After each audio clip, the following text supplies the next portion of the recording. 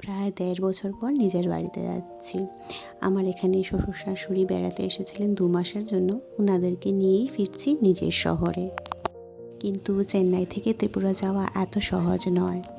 কি হলো পুরো যাত্রায়, চলুন শুরু করি আজকের ব্লগটা।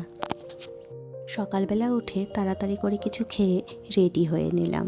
আমার শ্বশুর শাশুড়ি বেড়াতে এসেছিলেন 2 মাসের জন্য চেন্নাইতে, তাই ওদেরকে নিয়েই বাড়ি ফিরছি এবার। থেকে 1 থেকে 1.5 মাসের মতো থাকবো। আমার হাজব্যান্ড তো ছুটি পায় না, তাই এতদিন থাকা হয় না। ওর সাথে গেলে 15 দিনের মতোই থাকা হয়, এর বেশি হয় না। তাই ও এসে আমাদেরকে পরে নিয়ে যাবে।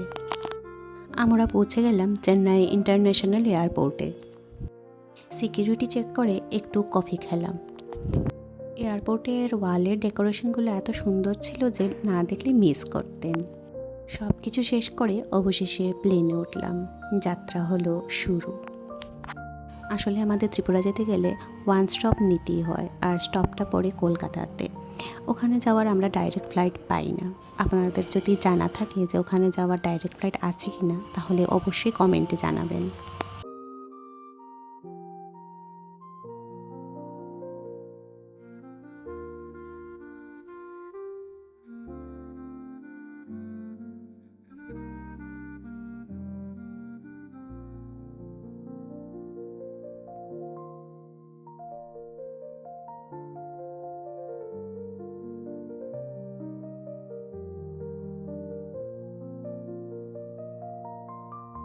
আমরা নেমে গেলাম নেতাজি সুভাষচন্দ্র বোস ইন্টারন্যাশনাল এয়ারপোর্টে। এয়ারপোর্টের ভেতরে একটু ভাত খেয়ে নিলাম, কারণ আমার সাথে বেবি আছে, তাই ওকে একটু ভাতই খাইয়ে দিলাম।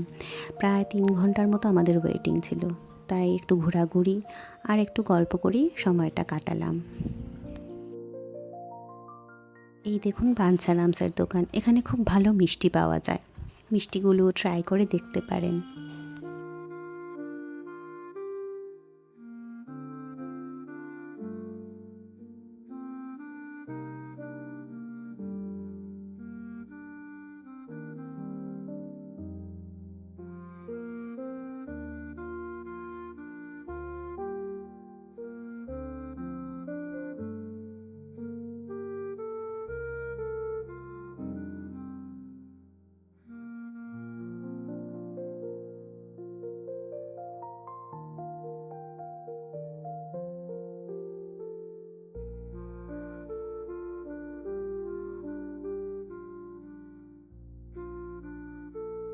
অবশেষে ত্রিপুরার ফ্লাইটে উঠে বসলাম। ফ্লাইটে উঠে খুব সুন্দর একটা দৃশ্য দেখতে পেলাম। সেটা হচ্ছে সূর্যটা আস্তে আস্তে অস্ত যাচ্ছে।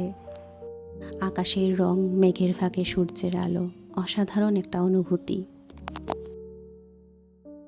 অবশেষে 45 মিনিটস পর আমরা পা রাখলাম ত্রিপুরার মাটিতে, মহারাজা বীর বিক্রম কিশোর এয়ারপোর্ট। এই এয়ারপোর্টটির নাম রাখা হয়েছে ত্রিপুরার শেষ রাজা মহারাজ বীর বিক্রম কিশোর মাণিক্য বাহাদুরের নামে।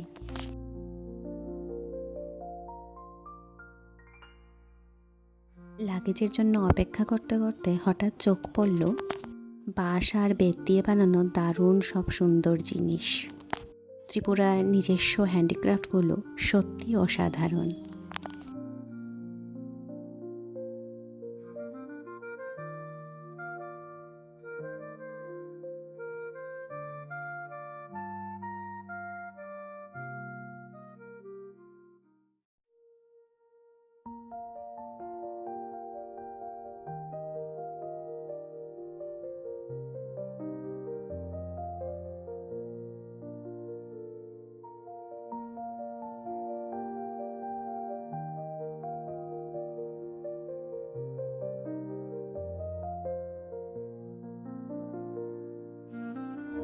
লাগেজ নিয়ে অবশেষে বেরিয়ে পড়লাম বাড়ির উদ্দেশ্যে।